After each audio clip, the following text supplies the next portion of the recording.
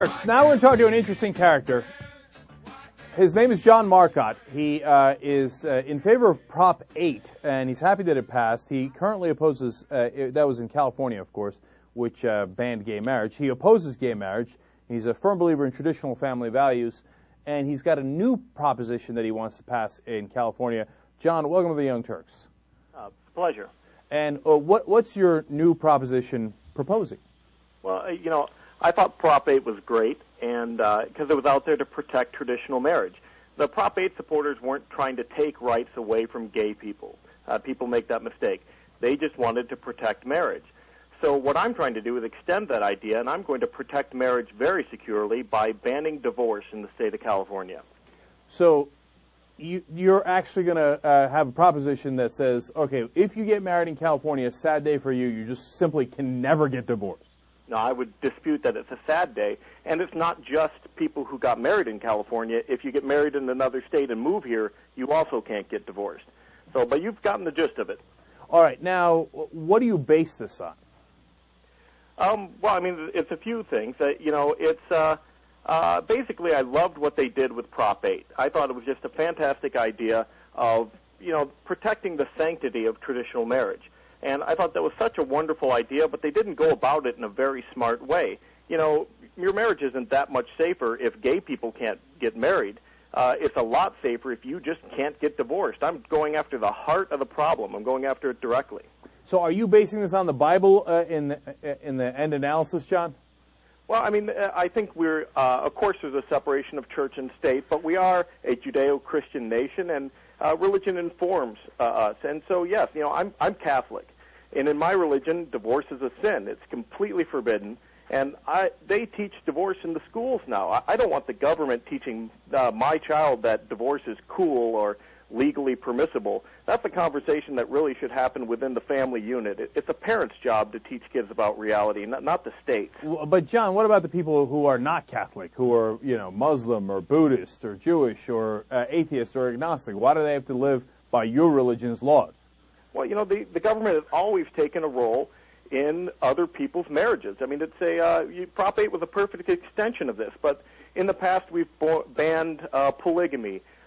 Divorce has not always been as easy to get as it is now. The government has always had a role in messing with other people's marriages, and this is just an extension of government's role. It's very much in line with what we did with Prop 8. Then aren't we going to have people crossing state lines, John, to get divorces?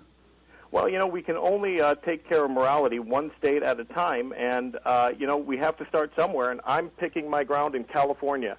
I think we've already shown that there is a strong movement to protect traditional marriage in California with Prop 8, and so we're going to get all those people over. I'm confident we're going to pick up their support, even though this time it's going to be their rights that are diminished. I mean, to not support this would be hypocritical. So that's the next thing I want to ask you. We're talking to John Marcotte. He's running RescueMarriage.org, and they're going to try to introduce a proposition in California to ban divorce. How has been the Christian right reaction here? Are they on board for this? Because, I don't agree with you, to say the least. But certainly you are biblically correct. I mean, it says in the Bible that gays should not be together, but it also says you shouldn't get divorced. It's clear as day. It's in the biblical writing. So do you have the Christian right on your side? Well, you did bring up a good point. Jesus actually never even mentioned gay people or homosexuals, which I assume was some sort of clerical oversight, but he did say that divorce was a sin. And, yeah, we have pulled from the Christian right. We were featured on the 700 Club. I've gotten literature in the mail from Christian groups that promote covenant marriage. We are pulling support from there. But I think what's more surprising is the amount of support we're getting from the gay and lesbian community here. I think that after Prop 8, they really got it. They saw how important protecting traditional marriage is. And, we've won them over. They're coming over to our side of the fence. And what's next, John? Are we going to go after people who eat shrimp or lobster? Because they're shellfish, and that's clear as day in the Bible, too, that's not permissible. When do we ban that in California? Well, we have to do one thing at a time. I mean, I don't eat shellfish myself. I used to go out every weekend and protest at Red Lobster, but that's a discussion for another day. Right now, I'm going to go after the sanctity of marriage, and then we'll see what tomorrow brings. We need to get this one passed first. Okay, then we might talk about the Red Lobster Amendment or the sanctity of shellfish. Or, the fact that I'm allowed to sell my daughter into slavery, and yet I can't find anybody that'll give me a good price. I mean, there has to be something we can do for these strict biblical issues that we need to get passed into law. So that we go gay marriage, then no divorce, and then no lobsters, and then pro-slavery of your daughter, because that's also in the Bible. And then do we end with football? Is that the Holy Grail here because they touch the pigskin? Do we go after the 49ers and Raider Nation? I'm not a football fan, so I don't have a problem with that. I mean, they could use a synthetic. I mean, no one even brings that up. But, like I said, there are so many rules in the Bible that people just ignore. I am not a pick-and-choose Christian. I follow them all. So if we're not going to let gays get married, we should also start with a larger rule, which is straight people shouldn't be able to get divorced. And, John, finally, I will give you credit for that because if you're going to protect the sanctity of marriage, your proposition is definitely more logical than not allowing other people into the institution of marriage.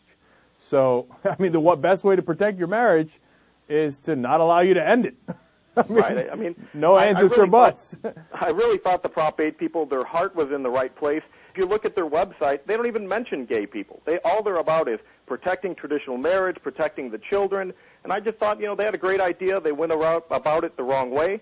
I'm going to put them right back on the path. We're going after the heart of it. We're going to protect marriage by banning divorce. All right. You can find out more about that on John's website, rescuemarriage.org. John Marcotte, thanks so much for joining us on the Young Turks. It was a pleasure, Jay. All right. We'll be right back. Young Turks.